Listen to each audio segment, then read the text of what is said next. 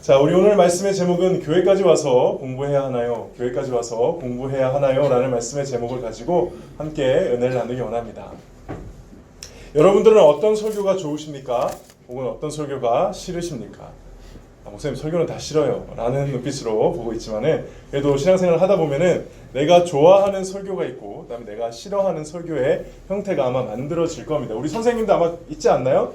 그렇죠? 내가 좋아하는 설교가 있고 싫어하는 설교가 있어요. 저도 이게 신앙생활을 지금 이제 한 37년째 하고 있는데 진짜 딱 기호가 있어요. 딱 설교, 나도 설교를 듣는 사람이잖아. 들으러 딱 앉으면은 딱 이 세 가지 설교는 진짜 싫어요. 근데 아니요, 진짜 싫어한다고 안 할게요. 좀 마음으로 힘들어요. 힘들어요. 첫 번째가 뭐냐면은 일단 설교 시간에 성경 얘기 안 하면 싫어요. 지금 저처럼 제 얘기 막 하고 있으면은 싫어해요 원래. 근데 고등부 설교니까는 좀 도입 부분에 얘기하는 거니까 이해해 주세요. 그래서 설교 시간에 성경 얘기 안 하고 있으면은 앉아 있을 때 되게 기분이 나빠요. 저는 짧게라도 성경 말씀을 얘기해 주길 원해요. 목사님, 제가 지금 성경 말씀 들으러 왔지 당신 이야기 들으러 온 거 아닙니다. 라는 말을 혼자서 계속 되뇌기면서 막 화가 나 있죠. 목사님, 그래도 목사님들 전부 설교 시간에 성경 얘기하는 거 아닌가요? 아니야 얘들아, 나중에 설교 잘 들어봐. 성경 이야기를 전해주는 설교가 있고 자기 이야기하기 위해서 성경을 갖다 쓰는 설교가 있어. 이게 나중에 구분이 되거든. 그러면 여러분도 나랑 같은 마음일 거예요. 나는 성경 말씀을 듣고 싶어서 왔는데 목사님이 혼자 딴 얘기하고 있어. 그럼 나 되게 화가 나요. 첫 번째, 성경 얘기 안 하면 진짜 싫어요. 두 번째는 이건 저의 특징이에요. 이건 틀린 거 맞고 틀리고 문제가 아니고 저는 원고 설교를 하는 사람을 좋아해요. 뭐냐면 저 지금처럼 설교 원고를 다 적어온 다음에 이거를 보면서 설교하는 사람을 개인적으로 저는 좋아해요. 제가 은혜 받았던 목사님들은 전부 다 그렇게 설교를 하셨고 또 저는 설교라 그러면은 무언가 하나님의 말씀을 대언해 주는 거잖아요. 그 조선시대 사극 같은 거 보시면은 어때요? 그 거기에 뭐지? 어명이요 그러면서 이렇게 명을 전하는 사람 있잖아요. 그 모습이 저한테는 설교자로서의 모습의 이미지가 있다 보니까 저는 좀 설교할 때 혼자서 자기가 원맨쇼 하듯이 막 이렇게 얘기하는 거를 지금은 이제 괜찮게 생각하는데 별로 그렇게 좀 은혜를 못 받는 성격입니다. 그래서 저는 오히려 이 눈을 밑으로 두면서 일주일 동안 열심히 하나님 말씀을 준비해온 것을 차분하게 읽어주고 설명해 주시는 설교를 참 좋아합니다. 그래서 원고 설교 안 하는 거를 저는 개인적으로 별로 안 좋아해요. 그리고 세 번째가 제가 진짜 이거는 참 힘들고 싫은 설교 중에 하나인데 뭐냐면 저는 여러분 많을 때부터였어요. 쉬운 설교가 싫었어요. 여러분들 그런 얘기 들은 적 있어요? 설교는 쉽게 해야 된다. 모든 사람이 알아들을 수 있도록 해야 된다. 동의는 하는데 설교가 쉬우면 저는 두 가지 마음이 들어요. 첫 번째, 저 목사님이 나를 무시하나?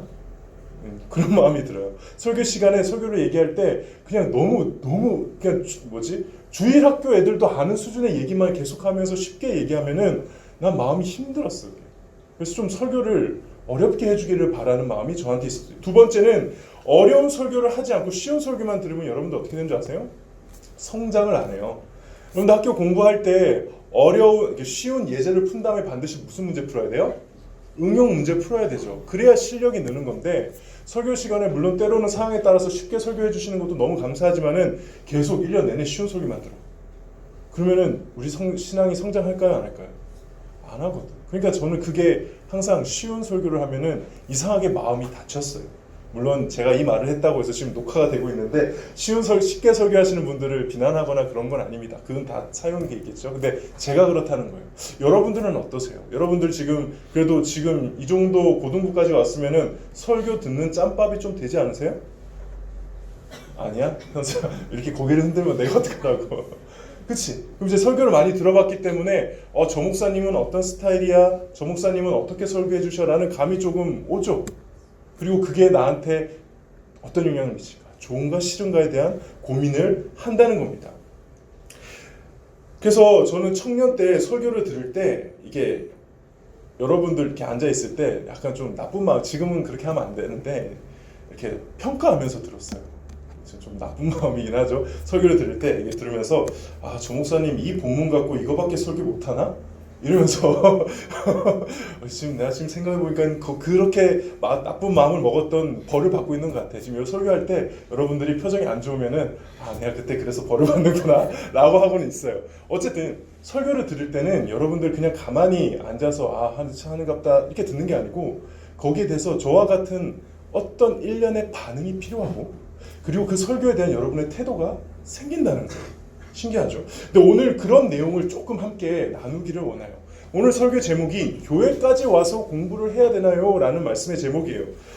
당연히 이렇게 설교 제목을 잡았으면 저는 뭐라고 대답할까요? 아니야, 공부할 필요 없어 라고 설교할 거예요? 아니면 맞아, 공부해야 돼 라고 할까요? 1번, 2번.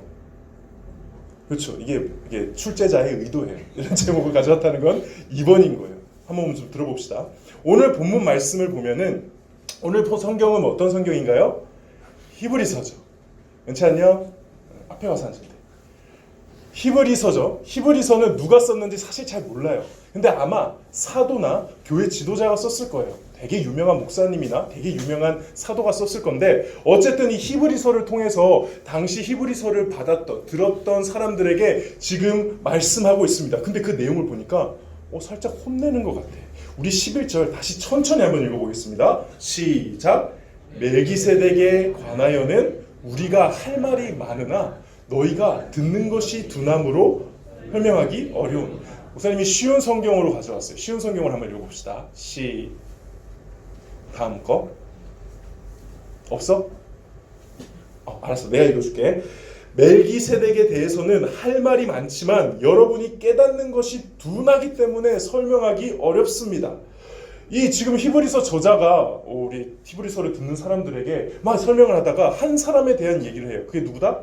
멜기세덱. 자, 멜기세덱을 지금 딱 언급하면은 지금 이 자리도 똑같아요. 멜기세덱이 누구야? 아는 사람이 계시겠고, 어디서 들어봤는데? 아비멜렉? 멜기세덱? 어디서 들어봤는데? 라는 사람이 있고, 바로 지금 이 순간에 창세기 14장과 아브라함이 떠오르는 사람이 있을 거예요. 그렇죠? 셋 중 하나죠. 네, 저는 세 번째 있는 사람이 제일 많을 거라 믿습니다. 아브라함이 떠올라요. 왜냐하면 창세기 14장 17절에서 20절까지 말씀 보면 혹시 이거 준비됐나요? 네, 한번 띄워주시죠.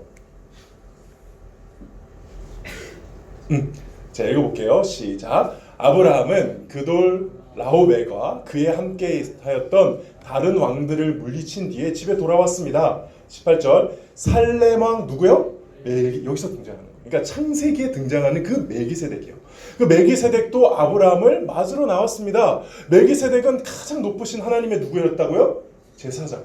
이 멜기세덱은 왕이면서 제사장이었구나. 그 멜기세덱은 빵과 포도주를 가지고 나왔습니다. 다음 구절이요. 멜기세덱이 아브라함에게 복을 빌어주며 말했습니다. 가장 높으신 하나님, 하늘과 땅을 지으신 하나님께서 아브라함에게 복을 주시기를 당신의 원수를 그대의 손에 넘겨주신 가장 높은 하나님을 찬양합니다. 라고 하니까는 여기서 우리가 알고 있는 그 11조의 가장 첫 번째 원형이 등장해요. 아브라함은 멜기세덱에게 가지고 있던 모든 것 중에 뭐를? 10분의 1을 주었습니다. 저와 여러분들이 11조를 내는 그 기원을 찾아가 보면 여기가 나와요. 근데 이 멜기세덱이 뭐라고요? 이 멜기세덱이 하나님의 제사장이래요. 여기에 대해서 지금 히브리서 쓰신 이 사도인지 누구지 모르겠어. 이분이 교회 성도들에게 막 설교를 하려고 하는데 자, 멜기세덱 하는데 맞다. 얘네들 멜기세덱 했다가는 하나도 못 알아듣고 다 졸겠는데? 라고 지금 생각하고 이 말씀을 한 겁니다. 너희들이 듣는 것이 두나무로 설명하기 어려우니라. 지금 내가 멜기세덱에 대해서 정말 너네들이 알아야 돼. 너희들이란 좀 표현 그러네요. 여러분들이 알아야 돼. 정말 영적 깊은 의미를 좀 설명해주고 싶은데 너희들이 지금 그 수준이 안 되니 내가 지금 미쳐버리겠다. 라는 말씀이 오늘 본문의 말씀인 겁니다.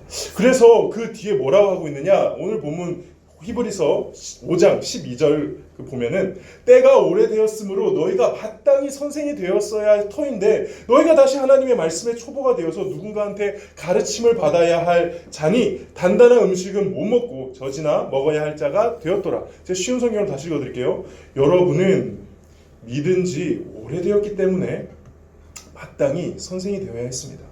그러나 여러분은 아직 하나님의 말씀에 대한 기초를 누군가에게 다시 배워야 할 것 같습니다. 여러분은 단단한 음식을 먹을 준비가 되어 있지 않아서 아직 젖을 먹어야 할 것 같습니다. 굉장히 듣는 사람 무시하는 발언을 하는 거죠. 어떻게 이런 말씀이 성경에 있을 수 있을까? 고민해 본 적 없어요? 아마 여러분들 앞으로 당분간 몇 년간 이 본문 갖고 설교하는 목회자 못 만날 거예요. 저도 이 본문을 가지고 설교하는 그 설교를 듣고 정말 충격을 받았었거든요.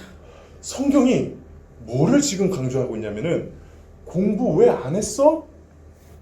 왜 공부해서 이 정도 수준까지 와야 되는데 왜 아직 그 모양 그 꼴이야? 성경이 지금 이 얘기를 하고 있다는 거예요.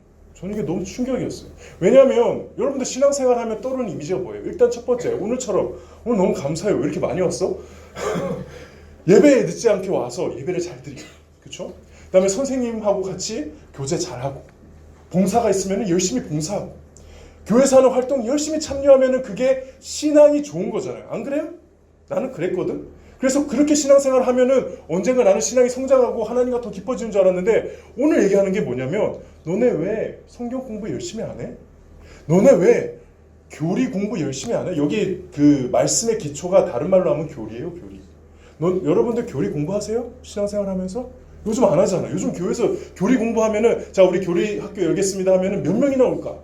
내가 토요일날 교리 학교 열면 여기서 몇 명이 올까? 관심 없잖아요. 성경을 좀 가르쳐 주세요. 제가 지금 청소년 사역 8년째 하고 있는데 나한테 성경 가르쳐 주려고 온 사람이 10명이 안 돼요. 수많은 사람들 중에. 그러니까 관심이 없는 거야. 그리고 이게 신앙이라고 생각을 안 하는 시대인 거예요. 잘 보세요. 그렇죠? 교회에서 열심히 다니고 신앙생활을 하는 게 공부하고는 거리가 멀다는 거죠. 지금 우리 한국 교회는 공부 정말 안 해요. 오늘 이 말씀의 지적이 뼈아프지만 맞아요. 하나님의 말씀에 대한 기초를 지금 누군가에게 다시 배워야 할 수준이에요. 교회 아무리 오래 다녔다 하더라도. 신앙이라는 개념에서 공부 요소를 다 빼버렸거든요. 그 증상의 특징이 뭔지 아세요? 배울 필요 없다라고 생각해요.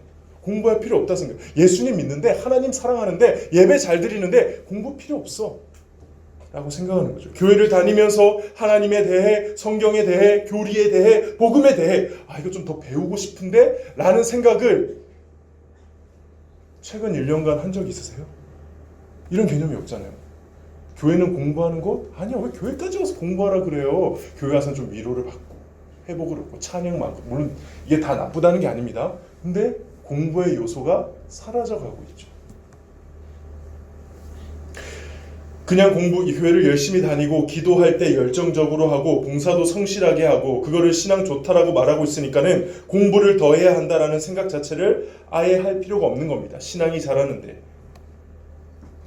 오히려 공부를 강조하면은 저거는 지식을 강조하고 교리를, 신학을 강조하기 때문에 오히려 신앙이 별로 안 좋은 것처럼 매도하기도 하죠. 그렇게 공부할 필요 없다고 그래요. 신앙은 그냥 교회 열심히 다니면 된다, 순종 잘하면 된다, 목사님 말씀 잘 들으면 된다, 사이좋게 지내면 된다, 사랑하면 된다. 이게 틀린 건 아닌데 공부도 거기 같이 있어야 된다는 거죠. 예수님 어떠셨습니까? 예수님이 오셔서 뭐 하셨죠? 십자가에 못 박혀 돌아가시는 게 진짜 중요한 사역이었으면 그것만 하면 되잖아요. 근데 공생의 많은 부분은 뭐 하셨어요? 설교하셨거든요. 성경을 가르쳐 주셨거든요. 진짜 놀라운 거는 예수님이 죽은 지 사흘 만에 부활하셨거든. 그리고 제자들을 만났는데 제일 먼저 한 게 뭔지 알아? 엠마오에 가는 제자들 딱 2명 만나가지고 뭐 했냐면 성경 갖고 와서 해석해주고 풀어줬어요. 공부가 신앙과 상관없어요? 아니요, 그렇지 않습니다. 이게 우리에게 오늘 말씀이 강조하고 있는 점입니다. 왜 교회까지 와서 공부해야 합니까? 라는 볼멘 소리가 나오는 것은 이해가 됩니다. 그러나 한번 진지하게 반문해 봅시다. 저와 여러분들이 학교에서 공부할 때 사용하는 눈과 귀와 입과 손, 뇌와 언어 능력과 논리력과 사고력과 판단 능력, 자유, 의지 등은 다 누가 주신 겁니까? 그냥 우연히 생긴 거면은 그냥 마음대로 하세요. 근데 저와 여러분들은 하나님이 주신 거라고 믿지 않습니까? 그러면 이런 지적인 능력은 동물과 구별돼요, 안 돼요? 구별이 되죠. 아무리 머리가 좋은 침팬지라도 시를 쓸 수는 없어요. 그렇지 않나요? 아무리 의사소통 능력이 탁월한 돌고래도 워드플레이라고 하죠. 말장난, 별다줄, 케바케, 자만추 이런 거 못해요. 의사소통이 동물끼리 된다 하더라도 이런 거는 누가 할 수 있는 거예요? 인간이 할 수 있는 것이고 하나님이 인간에게만 준 특별한 능력이에요. 이거 왜 주셨을까요? 1번 하나님과 교제하기 위해서, 2번 혼자서 잘 먹고 잘 살기 위해서. 1번이잖아. 우리 지금 그렇게 고백하는 거 아니에요? 하나님을 알아가는 지식을 위해서 저와 여러분들은 문자를 읽을 수 있는 거예요. 하나님과 더 가까워지기 위해서 우리는 동물과 차원이 다른 지적 수준을 가지고 있는 거라고. 이게 하나님과의 교제가 첫 번째 목적이고 하나님에 대해서 배우는 게 첫 번째 목적인데 그게 지금 다 박살난 시대라는 거예요. 여러분들 공부는 뭐 해요? 학교에서 하는 공부가 공부잖아요. 왜 교회에서 하는 공부는 공부라고 말을 못할까요? 그게 제일 중요한 거라고 말을 못할까요? 세상에 자신의 성공과 욕망을 이루는 일에는 이 공부를 최선을 다해 소진하게 해놓고는 교회 와서는 내가 왜 그 교회까지 와서 공부해야 되냐 이런 얘기하는 게 저는 목회자로서 너무 자존심 상하고 속상합니다. 여러분들 공부하셔야 됩니다. 누구에 대한 공부요? 하나님에 대한 공부. 여러분들 기억하십시오. 오늘 말씀에 의하면은 그러니까 하나님을 공부하지 않은 사람이 치를 대가를 암시하고 있습니다. 우리 13절과 14절을 한번 큰 목소리로 읽어보겠습니다. 시작. 이는 젖을 먹는 자마다 어린아이니 의의 말씀을 경험하지 못한 자요. 단단한 음식은 장성한 자의 것이니 그들은 지각을 사용함으로 연단을 받아 선악을 분별하는 자들. 자, 단단한 음식을 먹는 장성한 자 누굴까요? 공부 열심히 한 사람, 하나님에 대해서 공부 열심히 한 사람. 그래서 어느 정도 신학적 교리적 수준을 가진 사람, 그 사람은 무엇을 할 수 있습니까? 14절에 지각을 사용해서 선악을 분별하는 겁니다. 이거 역으로 생각해 보십시오. 공부 안 한 사람이 가지는 대가가 뭘까요? 분별을 못하는 거예요. 분별을.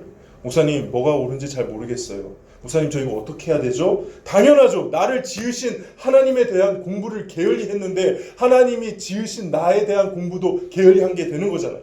저와 여러분들 그냥 나이 먹으면 다 저절로 알게 되는 세상이 아닙니다. 열심히 공부하지 않으면, 열심히 배우지 않으면 그만큼 모르는 시대가 이 시대입니다. 신앙이라고 하는 게 교회만 열심히 나오고 봉사 열심히 하면 저절로 성장하는 게 아니란 말이죠. 설교 말씀도 열심히 듣는데 그냥 열심히 듣는 게 아니라 저 말이 맞나? 지금 목사님 하시는 말씀이 이 진짜 진리인가? 라고 달려듯이 들어야죠. 공부도 하셔야 되고 정말 맞는지 성경 공부를 하기 위해서 직접 찾아보기도 하고 그 내용 가지고 옆 사람한테 물어보기도 하고 선생님 귀찮게 선생님 이거 맞아요? 물어보기도 하고 나한테도 카톡 보내면서 선생님 목사님 성경을 보니까 여기랑 다른 것 같은데 이거 왜 그래요? 라는 식의 어떤 게 있어야죠. 그래야 정말 오늘 말씀에 의하면 14절에 선악을 분별하는 자가 되는 장성해서 단단한 음식을 먹을 수 있는 자로 성장해 가는 것입니다. 말씀을 마무리할게요. 결국 오늘 설교 제목에 대한 결론의 이야기는 내가 할 말은 뻔하죠. 우리 공부해야 돼요, 여러분.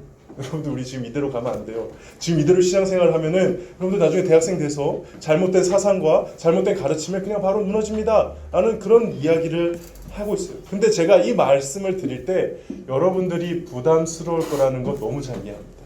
근데 여러분들 잘 생각해 보세요. 여러분들이 공부에 대한 정의가 잘못되어 있는 건 아니에요. 여러분들이 공부하면 떠오르는 게 뭐예요? 일단 시험이죠. 여러분들 교회에서 하는 공부는 시험 안 쳐요.